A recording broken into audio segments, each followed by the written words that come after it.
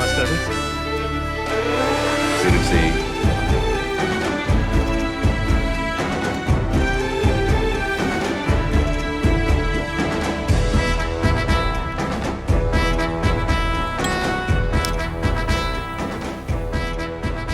మనోజ్గా ఎలా ఉంది ఇప్పుడు?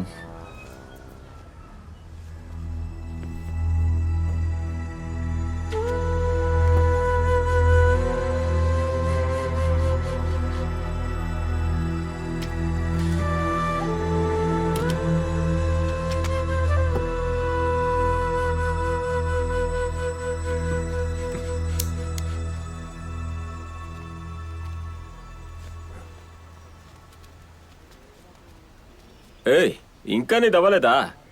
ఆ మరియమ్మకి ఎందుకు ఇన్ని కొవ్వొత్తులు? పీచిదానా. మేలో పరీక్షలు వస్తున్నాయిగా, అందుకోసమే ఇదంతా. సరే కానీ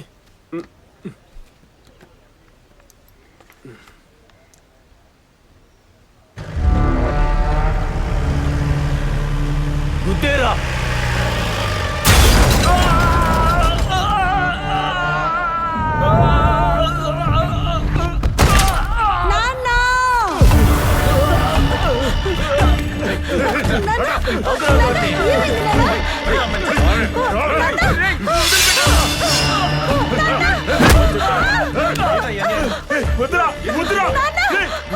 నువ్వు నీ కూతురు నాకు ఎదురుగా సాక్ష్యం చెప్తే జీవితాంతం జైల్లో పడి చస్తాననుకున్నావరా?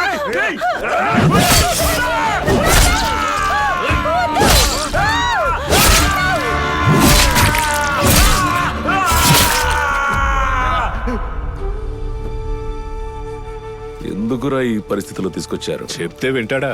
మాస్టర్ని చూడాలని మాతో పాటు వచ్చేసాడు. మరి ఇండియాకి ఏషియన్ మెడల్ తీసుకొద్దాను లోపలికి వెళ్ళాను. ఎలా ఉన్నా? పాప ఎలా ఉందిరా? తన కౌన్సిలింగ్కి వెళ్తుంది. మాస్టర్, ఏ చిన్నపిల్లల ఏంట్రా ఏడుపు? పద బండిక్, పదరా, పదనరా. వెళ్దాం. నిదానంగా.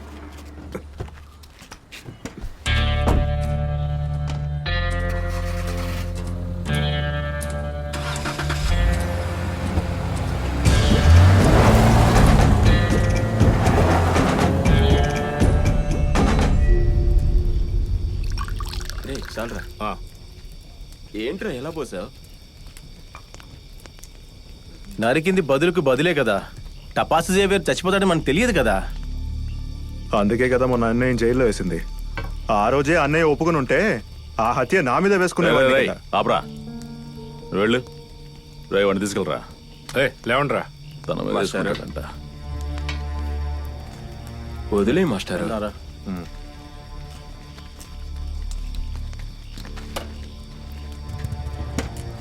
మనోజన్న, నువ్వు రావట్లేదా? లేదురా, మీరు వెళ్ళండి. నేను మాస్టర్తో ఉంటాను. పోరా, పాప ఒంటరిగా ఉంటుంది. వెళ్ళు.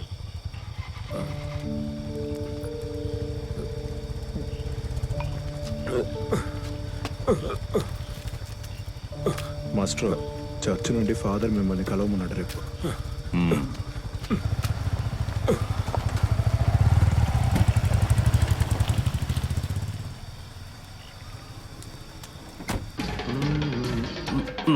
ఏంటి, ఎందుకు పిలిచావు? నీ వల్ల తండ్రి లేకుండా పోయిన అమ్మాయి గురించి, వాళ్ళ అమ్మ గురించి మాట్లాడాలి. పద.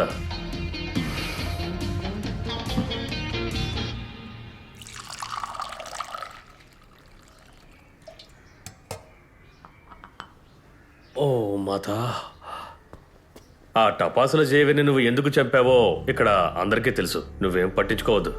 వాడు మనోజ్ కాలు నరికేయడం వల్ల కొన్ని రోజులకి వాడిని కూడా పడుకోబెడదాం అనుకున్నా.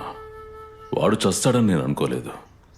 రేయ్, వాడు చావవలసిన వాడేరా, కానీ నీ చేతిలో చావడమే నాకు దిగులుగా ఉంది. పోతే జేవియర్ భార్య జెస్సీ ఈ కేసులో ప్రధాన సాక్షి. అది జీఏ చెప్పాడు, కానీ అక్కడ ఎవరూ లేరు. లేదురా, తను చూసింది. ఆ విషయం స్వయంగా నాతో చెప్పింది.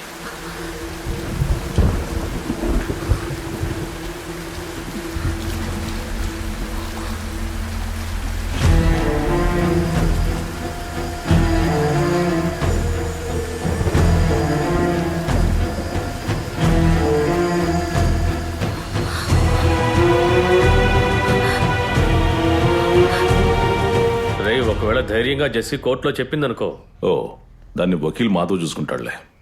రే ఆయన నీ సంగతి చూసుకుంటారు, మరి వాళ్ళ సంగతి? ఆ? అర్థం కాల, సరిగ్గా విషయం ఏంటో చెప్పు. చూడు, నేను జెస్సీతో మాట్లాడానురా. ఓ 10 సెంట్ల స్థలం, ఒక్క ఇల్లు తన పేరు మీద రాసిస్తే తను సాక్ష్యం మార్చి చెప్తానని చెప్తోంది. అప్పుడు నువ్వు ఈ కేసు నుంచి బయటపడొచ్చు కదా. అవన్నీ వద్దు ఫాదర్, కేసుని కేసుగా నడవనివ్వండి. రే నువ్వు ఇలా పనికిరాని మాటలు మాట్లాడడం ఏమీ బాలేదురా. రే వాళ్ళు కూరగాయలు ఉప్పు అమ్ముకున్నా కూడా ఇక్కడున్న నెంబర్ 1 కాలేజీలో హాస్టల్లో జాయిన్ చేసి మరీ నెంబర్ 1 గా చదివించారు. అర్థమవుతుందా? ఇప్పుడు ఇంటి అద్దె, అమ్మాయికి ఫీజు, హాస్టల్ ఫీజు, మిగతా ఖర్చులు ఇవన్నీ వాళ్ళు తట్టుకోలేకపోతున్నారా? నేను ఇప్పుడు ఏం చేయాలో చెప్పండి. చెప్పడం కాదు ఆండ్రూస్, నేనేం తీసేసుకున్నాను. నువ్వు అలా చేస్తే చాలు.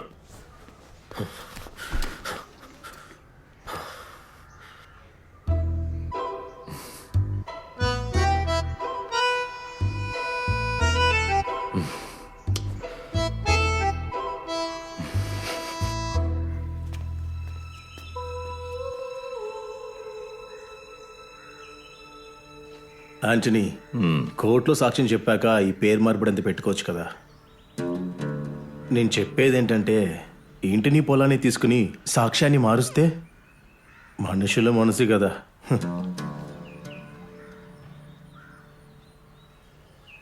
మరేం పర్లేదు, వాళ్ళు ఏం చేస్తారో చేయనివ్వండి, ఇచ్చేద్దాం.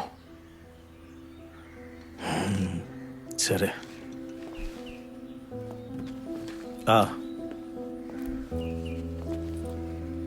రేపు పొద్దున రిజిస్టర్ ఆఫీస్కి వచ్చేయండి. మిగతా ఫార్మాలిటీస్ అంతా అక్కడ చూసుకుందాం. సరే.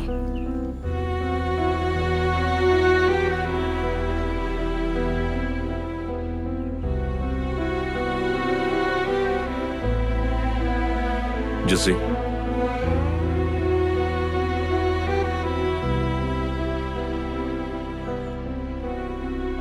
ఈ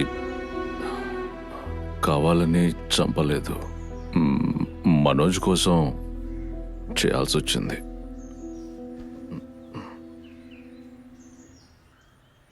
మంచిది.